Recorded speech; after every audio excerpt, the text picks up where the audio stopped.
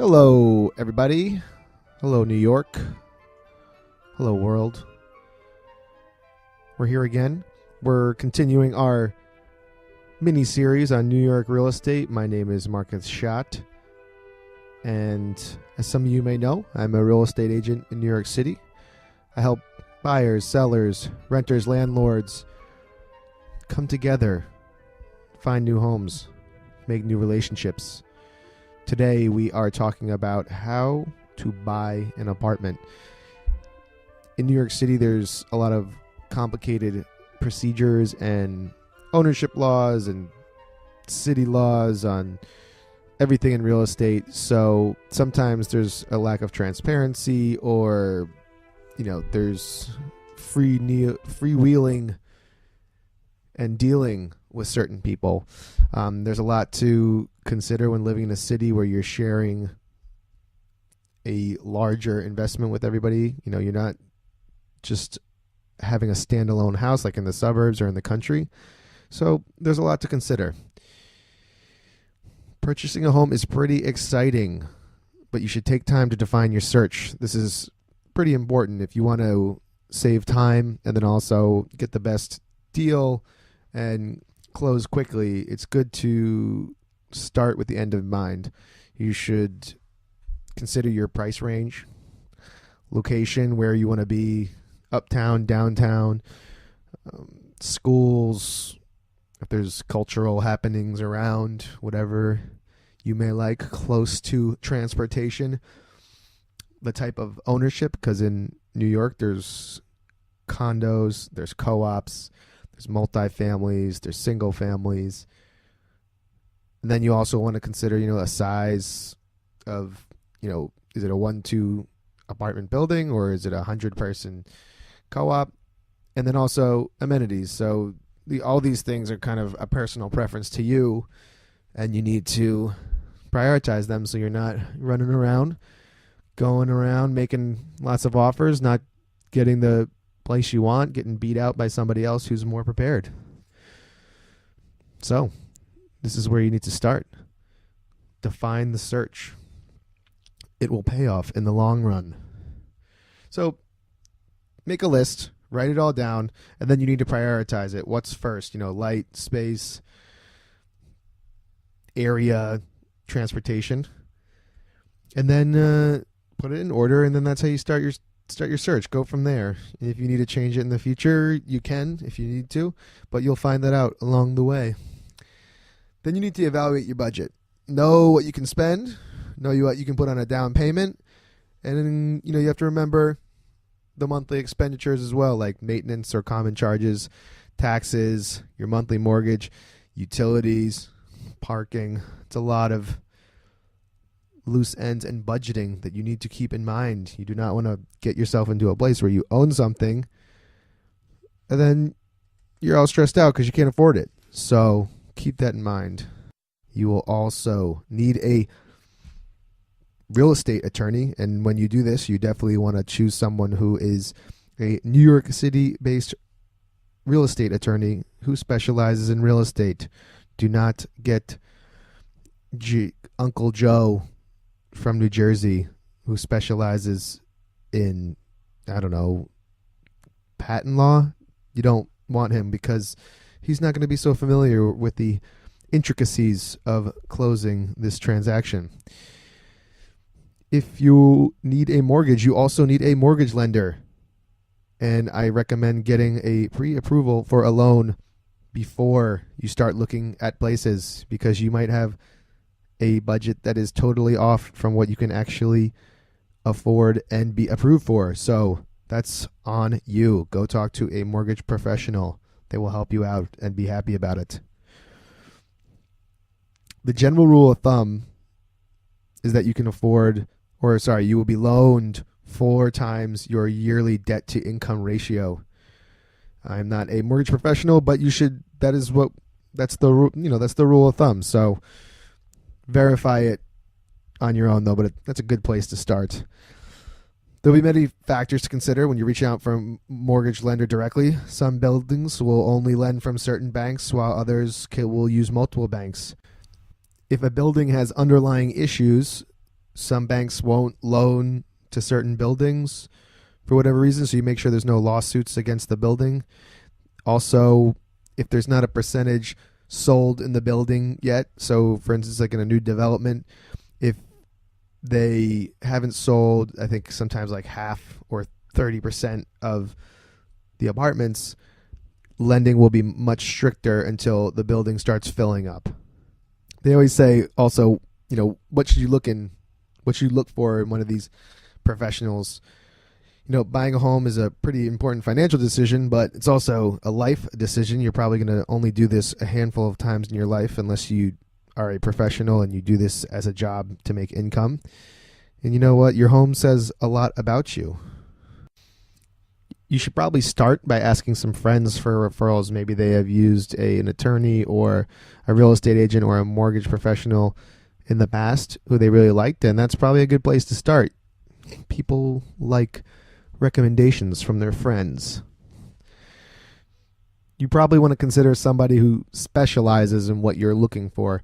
So if you're looking for a townhome in Clinton Hill or a co-op in Upper West Side, Manhattan, some people do it on certain price points they specialize in. Some people do certain neighborhoods, and you want to have someone who listens to your needs, asks a lot of questions about how you live and what you want, and it takes time to explain things that you may not understand. Finding a new home, it should be fun and not stressful. So you want to have someone that you enjoy being with, because you probably are going to talk to them on the phone a lot, meet them on weekends and maybe evenings to go look at places or review documents and things like that. New York is made up of primarily 3 types of home ownership: condominium, cooperative, and then single standalone townhouses, which can have 1, 2, 3 units in them. Let's start with what the difference between a condo and a co-op is. Co-ops are pretty specific to New York City. So co-ops are basically a building that is owned by a corporation. When you buy a co-op, you're actually buying shares that entitle you as a shareholder to lease space in a particular apartment. Shareholders pay a monthly maintenance fee to cover building expenses, which include real estate taxes. Approval is granted by a board of directors, and all prospective buyers must submit a board package to purchase the shares. The board will also require an interview. This is pretty standard. You've heard many stories and Saturday Night Live skits about co-op interviews in New York City. A condominium is real property, and a purchaser is given a deed. Besides owning the apartment, you also own a small percentage of the building's common elements, like a hallway, a stairwell, things like that. Each individual apartment gets a separate tax bill from the city, and there is also a monthly common charge for the building expenses. Financing and subletting terms can be more flexible in a condo than a co-op. Generally speaking, in a condo, you have much looser rules and regulations about what you can do with your property versus a co-op where everyone in the building actually owns even your apartment. So even if you have to do a renovation in your apartment, you need to get approval from other people on the board. You're going to start looking at apartments on open houses. They are generally on Sundays because that's when everyone who is working can see at the same time. This is also good too because all the real estate agents generally hold them back to back or in the same time frame on a Sunday, so you can go see a lot of them at once, get an idea for what prices are going for in the neighborhood. These open houses are a showcase to the public for an apartment for sale, and they're visited by serious buyers and also people who are just looky-loos coming out on a Sunday afternoon after some brunch. Some open houses can be very crowded. You can have 10, 20, 50 people there within an hour, hour and a half. Some can be a little bit more intimate or more of like a private showing by appointment. The real estate agent holding the open house should have prepared information on the property and be available to answer any question. Usually they'll have a little sign-in sheet and they're pretty serious about signing in. Get on those mailer lists. And then they'll also have just a property sheet talking about the price, taxes, square footage, maybe a floor plan, things like that. For serious buyers, it's a great opportunity to view the home without any pressure because, you're not having this one agent just telling Dan to just really take this apartment, it's just for you. There's a lot of people there. But that can also create kind of an atmosphere of competition as well, and you can kind of gauge the public's interest on an open house on the first, couple weeks. So try to look beyond the owner's decor. If it's not your tastes, but the home still has a great potential for your needs, keep an open mind. Maybe move the couch over there and the bookshelf over there. Get creative with it. If you want information on history, comparables, upgrades, or other specifics, don't be afraid to ask. If you're working with your own agent, they can easily get this information for you, or you can ask the listing agent. And if you're interested in a private showing, make an appointment to come back when everybody else isn't there. Now, here's a step-by-step timeline for purchasing. Once you've started your search and you're working with your agent to preview different properties, it's important to be aware of a timeline of events that generally take place when you've found that perfect home. And in most cases, once you decide to make an offer, it can take an average of 60 to 120 days to complete the closing process. Number 1, prepare an offer. This could take a day.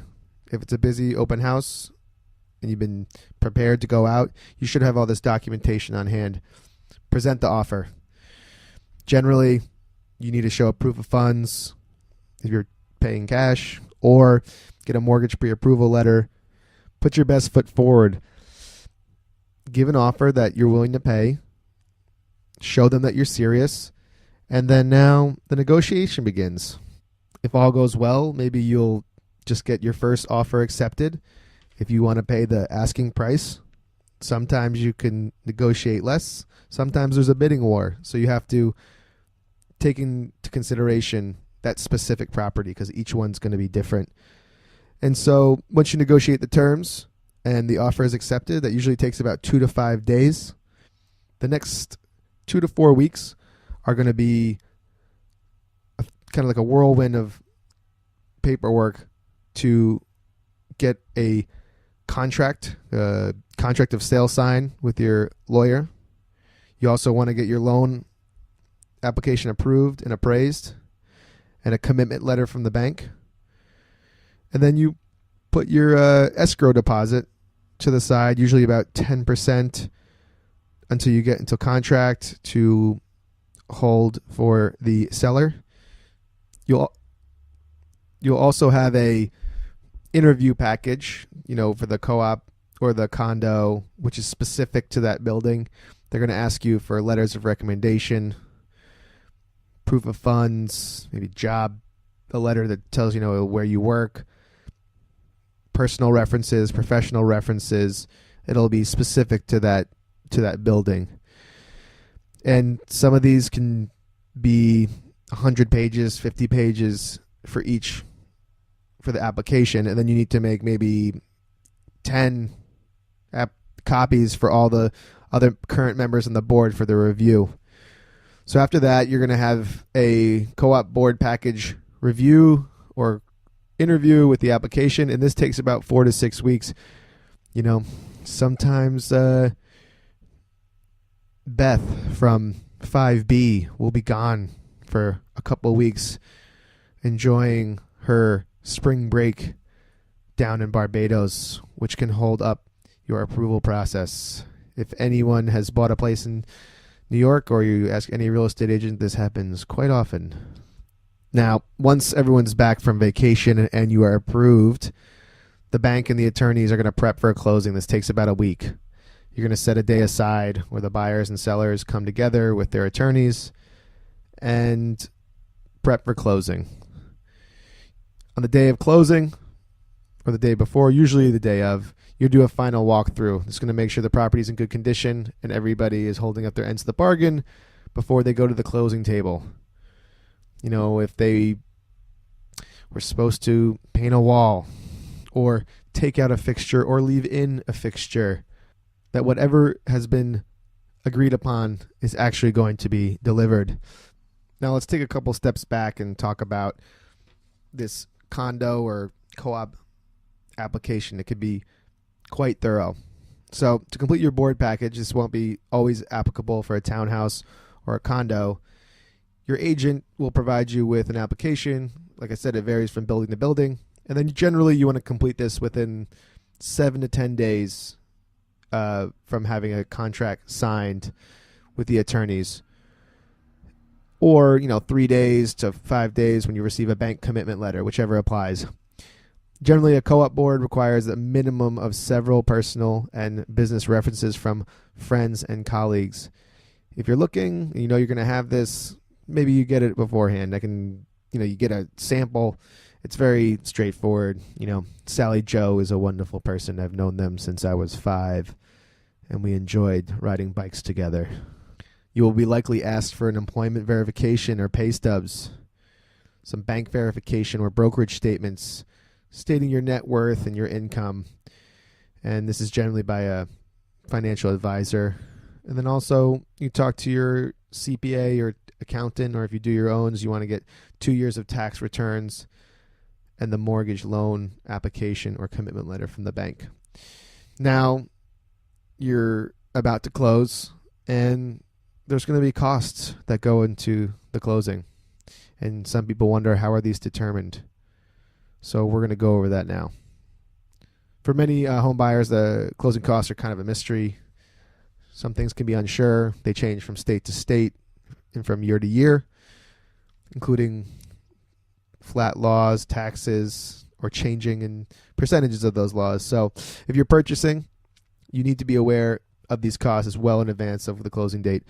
Typical closing costs associated with the purchase of a cooperative, condominium, or townhouse include, but are not limited to, attorney's fees, which vary. Some can have a flat fee, or they have a scaling fee based on the value of the home or how intricate it might be, or between a co-op or a townhouse or a condo. That's going to be set by each person. There will also be fees associated with your mortgage loan, such as origin costs, which can be 0 to 3% of the value of the loan. You have an application fee, a credit check fee, etc. Be $500 and up. Just depends where you get it done. There's going to be an appraisal, which is about $600 and up. You got a move-in deposit, and this can be anywhere from $500 to $1,000. This is usually refundable if there's no damage, and this is going to be based on each building. And then you also have taxes, including the mansion tax, which is 1% of the total purchase price when it's $1 million or more. That's for New York City. It's a mansion, $1 million. I sometimes think that's kind of arbitrary, but just a cool flat mill. Then you also have insurances and other items, plus your remaining down payment. Condos and townhouses also require title insurance. Title, search, and recording fees, approximately 0.5 to 0.8 of the purchase price. Buyers should consult their real estate attorney or financial advisor for specifics.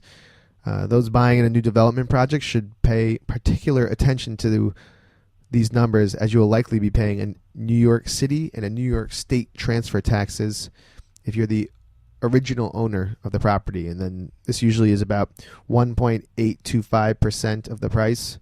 This can change year to year, as well as other seller's fees and expenses like the cost of the seller's attorney. Generally in a resale, the seller is going to have their own attorney, and they're going to pay for that. So we covered a lot of information there, but hopefully you absorbed it. It's a audio format, so you can go back and review. You can also reach out to me. My Twitter handle is Marcus Amadeus, or you can just find me at my real estate website. Just type in my name, Marcus Schott. If you want to review any of this process, I'm more than happy to send you some paperwork and some outlines and things to prepare you and educate you in the process. So that's all we have for this episode of this mini series on New York real estate. Stay tuned for more to come. You can check out my website or my Facebook, or Maybe we'll put this in a podcast. We'll see. You can subscribe then, but that's in the future. So I hope you have a nice day. Live well. Live for today. Love your neighbor. Be a good neighbor. And everything will work out for you. Remember, this is a single episode in a multi-part series we're going to put together. We're going to cover other topics surrounding real estate, including the differences between home ownership, the history of certain areas of New York. We might cover some law. We might talk to some other real estate professionals or real estate attorneys to help you out and guide you through the process. I hope you learned and retained a few things. I can't wait to hear from you. And I hope you'll come back again to learn a few more things. If you want to sign up for our mailing list, look on my website, marcusamadeus.com. If you want to talk more about real estate, you can find me, Marcus Schott or Marcus Amadeus.